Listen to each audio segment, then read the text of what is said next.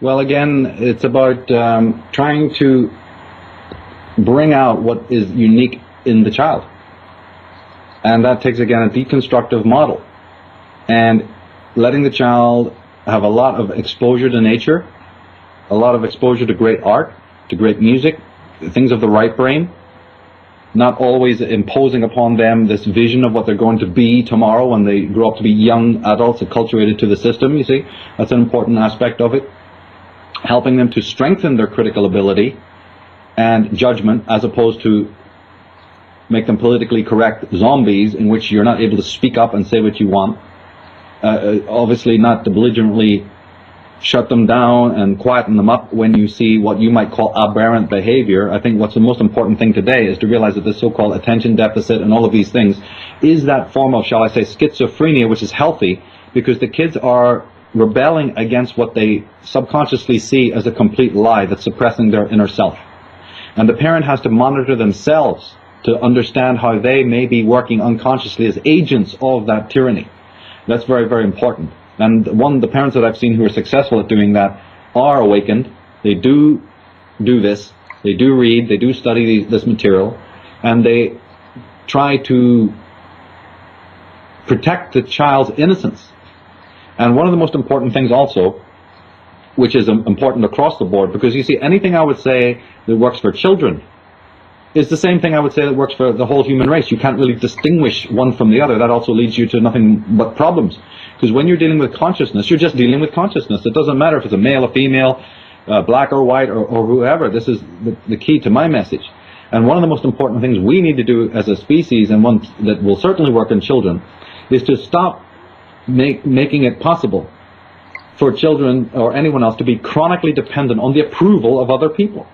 This is one of the things. This is one of the golden roads, one of the royal roads to selfhood, which is to make sure that the individual is able to speak their mind and be independent and not become chronically dependent on the psychological approval of others. I don't mean not rely on the postman to deliver your mail, you know, and the milkman and the banker, and all these things are needed functional.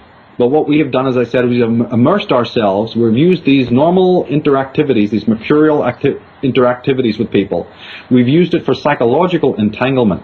And one of the worst of these, one of the worst spawn of that is this desire for constant approval, so that a person becomes totally neurotic.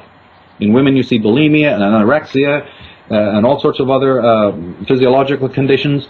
In men you might see chronic aggression and competitiveness, because you see what the downside is that when you are conditioned to seek approval, not just from auntie and uncle and mummy and daddy and neighbors and teachers and all the rest of them, each person's doing this one to the other. So it becomes a viral problem. The one you're seeking from approval from is seeking approval from you.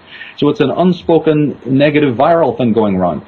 But the trouble is that we often don't get the approval that we seek so neurotically from other people, and then when you don't receive it, then you have the problem fallout. There's a lot of stages to this process. I went into this in great detail in my talk on The Outsider. Those are interviews again that are on Slave Films. People can go and check those out. I went into it in greater detail about these are basically fruits of the tree of inauthentic life. And one of the most important ones, not only there's guilt, there's shame, there's lots of features to this.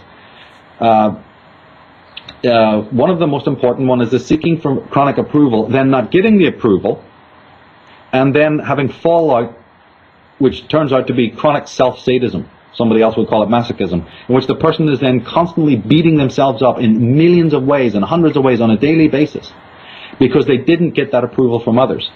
It's very nice to have approval from others when you deserve it and when you can get it, but we shouldn't be so compulsively conditioned to depend on it that when we don't get it, we become fragmented and disturbed and frustrated and neurotic. This is very, very a big problem.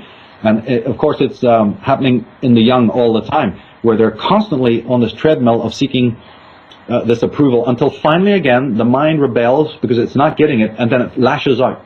Women will interject it normally, and therefore they'll have all these physiological disorders.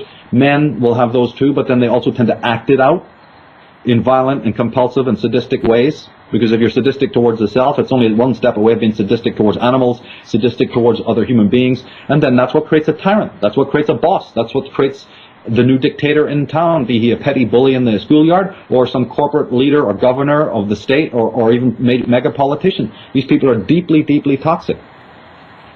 Well, I think and also another important feature is to help the children. This is very much what Krishnamurti did, is allow them to become profoundly negative in the purest philosophical sense. Let them break it down. Let them question. You know, Vernon Howard, the great American philosopher, said, human sickness is so severe that few can bear to look at it.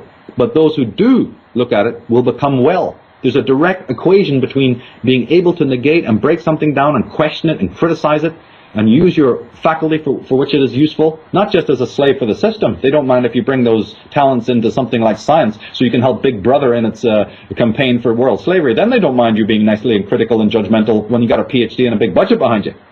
But if you're going to use it for the development of your own soul, I'm sorry, the signpost says taboo, can't do that, prohibited. That's true. So it's a double standards. And we have to show, once the child's mind, and I'm already telling you that the child mind is pretty much already good to go before it's been stifled. Children are very good at this, what I'm talking about. When they're able to deconstruct, when they're able to poke things and find out, this is inconsistent, this doesn't work. The emperor has no clothes. Yeah. Once you ingratiate that, then you're well on your way to a much more healthy situation. But it starts in the family dynamic. I'll agree with you on that. It does start in the microcosm of the family, and it goes from there. We, for instance, in my family dynamic was always based on that, totally being criticized. You know, you go out on a Sunday to visit various cousins and various aunts and uncles, and they're always telling you, take that hair out of your eyes, why are you wearing that Motorhead t-shirt, blah, blah, blah. It might be said somewhat in fun or, sort of well-meaningly, but what they're doing is they're suppressing you. They're trying to change your identity. To do what? Make them like you?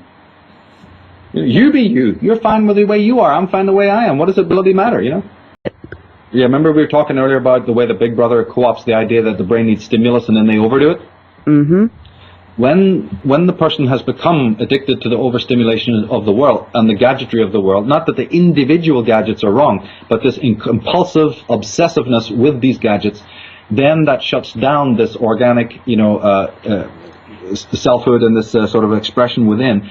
When you bring up the child to do what we're talking about, the child is far less turned on by that external stimuli. In other words, in psychological terms, they become less outer-directed, more inner-directed. So that even when the world throws all of this external miasma at the child, it resists it. This is how my brother, for instance, brings up his child. And a lot of people that go to Steiner School and various decent private schools are sort of, in a way, slightly based on this.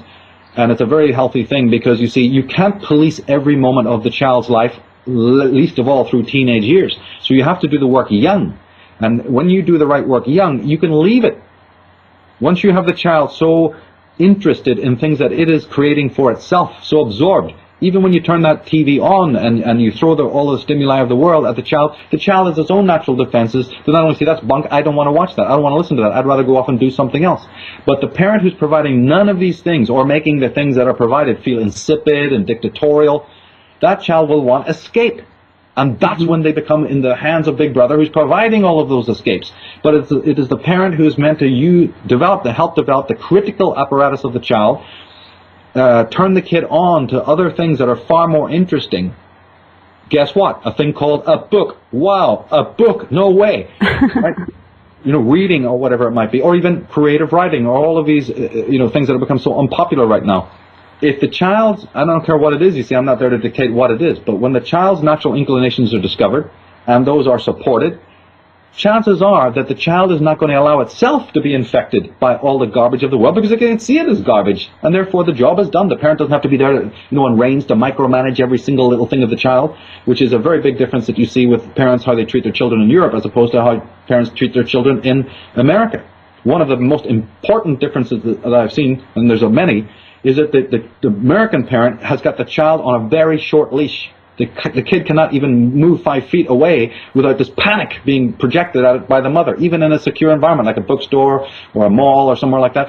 There's so much fear and trepidation and paranoia from the parents, whereas in Europe the kid can just roam around, even walk around on their own in the streets, go and climb the frames that are made out of iron without thinking, oh my God, he's going to fall and break his skull, ride the seesaws. And so what happens is that the parent who projects trust onto the child, I trust you to do the right thing. I know you're going to not say it in words, which American families are great at, using the words. Yeah, that doesn't mean anything. You get to send the energy of perfect trust to your child. And if you do that, it's not going to have those accidents. And even if it does, it's going to feel secure, you see, and protected, and that this was a natural, even though it was painful, it's perfectly natural. It thickens the skin. This happens. But by protecting the kid by this sort of pseudo-false protectiveness, which is basically disguised paranoia, you make the child a neurotic child. So it's so fearful to experience the world. It's so fearful to interact with other people. Everything's a threat. Absolutely. Yeah. Michael, we've got about 2 minutes left. What would you leave the audience with this evening? Well, I would just say try to observe some of the stuff that we've been talking about. Look at the world around you and notice the barbed wire fences. Start to get in touch with the prohibitions that are all ubiquitous around you. Be it street signs, be it billboards, be it the words that other people speak, be it your own consciousness. Do exercises like I just recommended, which is examine your own mind to see how much the lives of other people dominate your consciousness. Like I said, I emphasize again, don't judge it, don't beat yourself up about it, just observe it like a scientist. And you'll notice something amazing will come out of that sense of discovery. Look at the artificiality that's around you. Look at the consensus trance that's around you. Look how you're being herded. And then start to understand what kind of consciousness, you see, would do that, the toxic consciousness. And you don't want to be infected by their virus. And to not be infected by any virus, be it even physiological, biological, you have to strengthen your own immune system. So my work in particular is merely about that, is to offer some sort of holistic remedies, if you will, to help people strengthen that immunity, which basically is the selfhood, which is your critical ability, your judgment, your spirit of rebellion. Until those things are installed within the psyche, you can do all the political and economic change that you want, and it will have no power at all, because your controllers are psychologically empowered far more. They know about the nature and the dynamics of consciousness. And the person who walks into that field with all the well-meaningness and humanity and compassion and love, and they're missing the ingredient of intelligence, of knowledge, of know thyself. That is the key thing. And that's a journey, and it should be a beautiful adventure, not a task, not a chore. That's the main thing that I would recommend.